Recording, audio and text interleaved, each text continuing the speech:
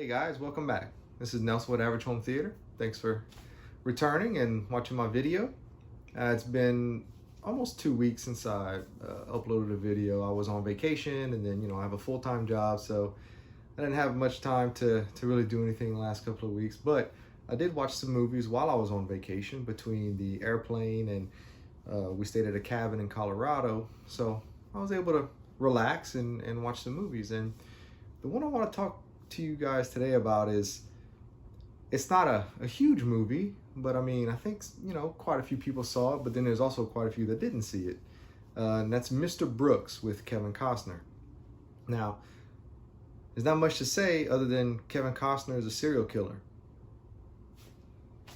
You should want to watch it just from that.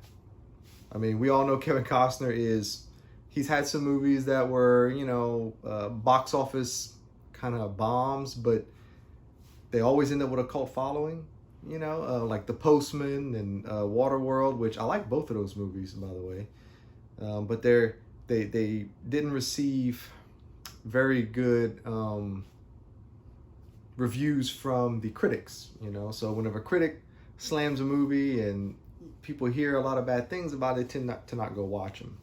I'm not sure how critically acclaimed Mr. Brooks was, but it didn't make a whole lot of money at the box office. So it wasn't huge, but I think it's really good. I mean, I love it.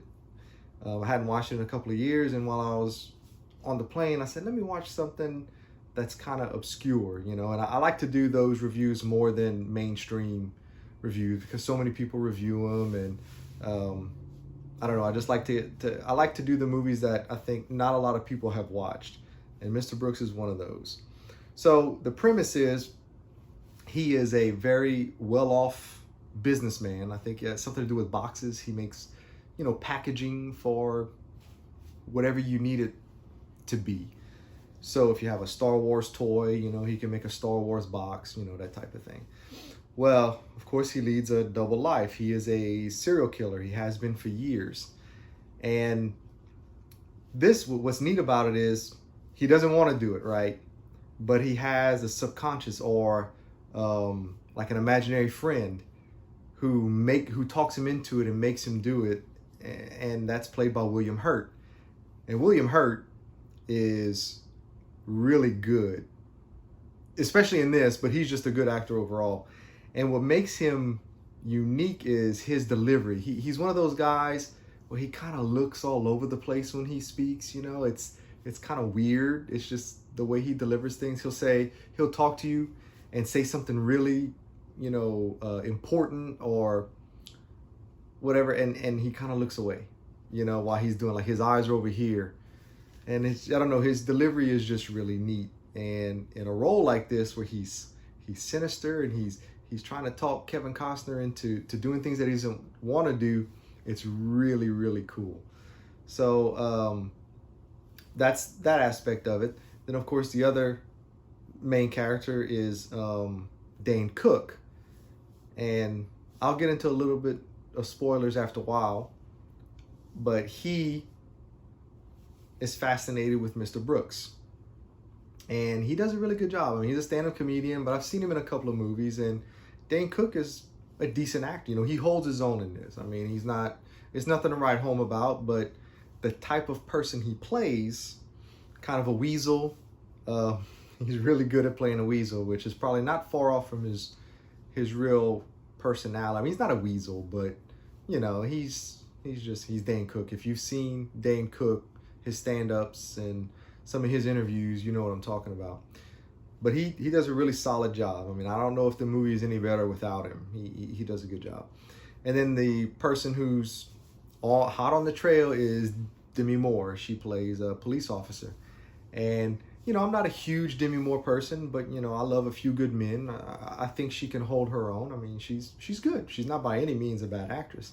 And she's really good in this. She plays a police officer she's a police officer just to do it. She's wealthy from family money.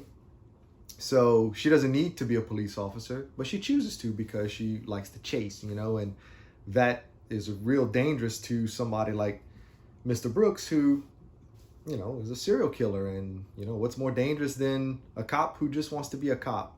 You know, that's kind of cliche. You've seen that in some movies before, but she does a stand-up job in it. So if you've never seen this, my suggestion is absolutely watch it.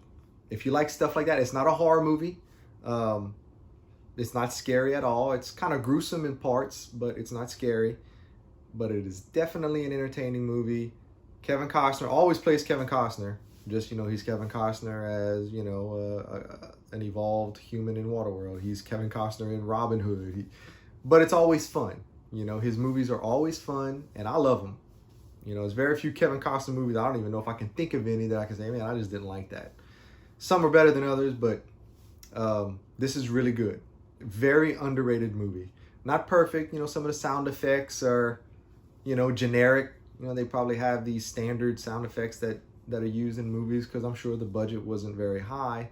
It was filmed in Shreveport, Louisiana. That's pretty neat. You know, I'm here in Louisiana. And yeah, it's really good. So I'll give Mr. Brooks a solid 7. You know, it's nothing to write home about, but a movie that's just a little over an hour and a half, a unique premise, very entertaining. You can usually find it pretty cheap. I think I got it on iTunes for like $5, you know. So yeah, check out Mr. Brooks. And now we're gonna go into spoilers. All right, we're gonna get into spoilers now. I had to readjust some things. So, spoiler territory. William Hurt is always trying to convince Kevin Costner, you know, into getting back into it. So that's how the movie starts. He finally, after 2 years, he talked him into it, and he killed this couple having sex at the beginning, right? And it's just euphoric and orgasmic for him. He shoots and he's all, oh. So, you know, that was really neat. You get to see how much it affects him, how much no matter how hard he tries, killing is just, it's euphoric for him. And to see him and William Hurt go back and forth and argue, you know, I'm not going to kill again. Yes, you are. You know, just let it go. You know, you want to, just do it. It feels good. And so, you know, that's really neat. You know, you don't see that type of stuff in movies. I don't know. I just love it for that. I love the uniqueness of the movie. You know, the whole Dane Cook blackmail him because he sees him. You know, he's a photographer, and he sees Mr. Brooks. He recognizes him because he's this popular businessman, and he sees him do this killing and takes pictures of it. And you would think it would be blackmailing him for money, but it's not blackmailing him for money, right? He wants to kill somebody. He wants to see what it feels like. So that's something else that's kind of unique. You know, in most other movies, it would be blackmailing for money or something to that effect. This is, you know, it takes a different path, and I think that's why I like it. You know, I mean, I've never really seen anything like that before. I'm gonna blackmail you. I have copies of these pictures, but I won't do anything with it if you take me with you the next time you kill somebody. I mean, that's kind of neat. You know, it's kind of fascinating, and it makes for a good movie. Demi Moore's character, you know, being, you know, like I said earlier, yes, she's rich, but now that we're in spoilers, I can talk about, you know, hey, the whole time she's dealing, not only trying to find this serial killer, she's dealing with the sleazy ex-husband, right? Or soon-to-be ex-husband, who's trying to get, I don't remember what it is, like $3 million or something like that. And she's worth like, I don't even remember. It's over 100 million, I think, is what she's worth. And so you get to see how damaged she is because she's constantly dealing with that, but yet she really wants to get the serial killer. So they do a pretty good job with her character arc, I guess. The daughter, that's one of the things that, I mean, I guess it's okay. It wasn't my favorite. You know, she killed somebody while she was in college, and Mr. Brooks knows whenever the police go to their house, you know, and start interviewing her, and it's obvious that he can tell that she's lying and that she's done it. So now he's got to go kill again to protect his daughter, okay?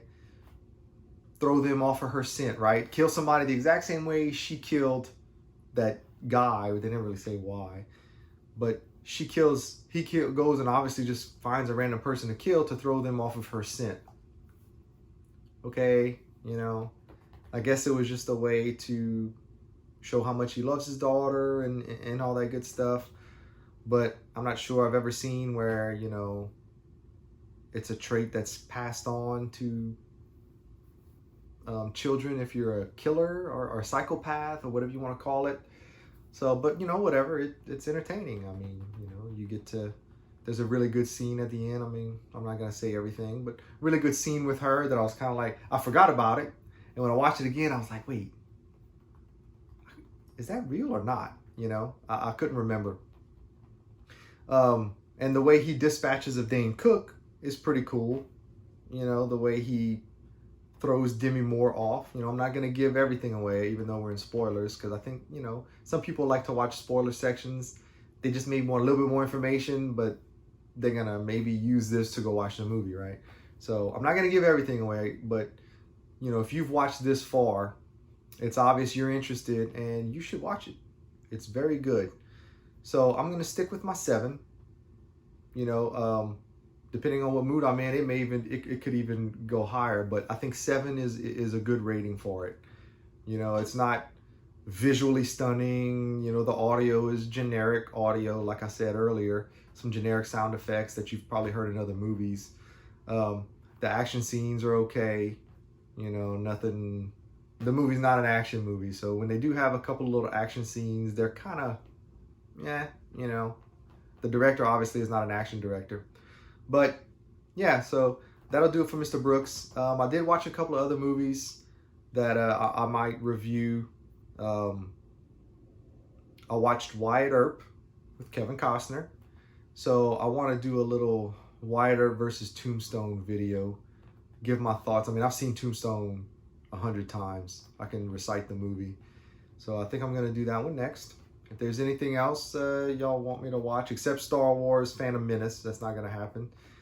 I'm an anti-prequel guy. I like the original trilogy. I don't really like the sequel trilogy either. So I know you always see Luke and Han behind me, but I am a original trilogy guy. So with that, I think that's going to wrap it up. And happy Father's Day to all the fathers.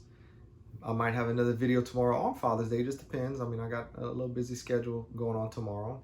So hopefully you guys come back, watch my next video.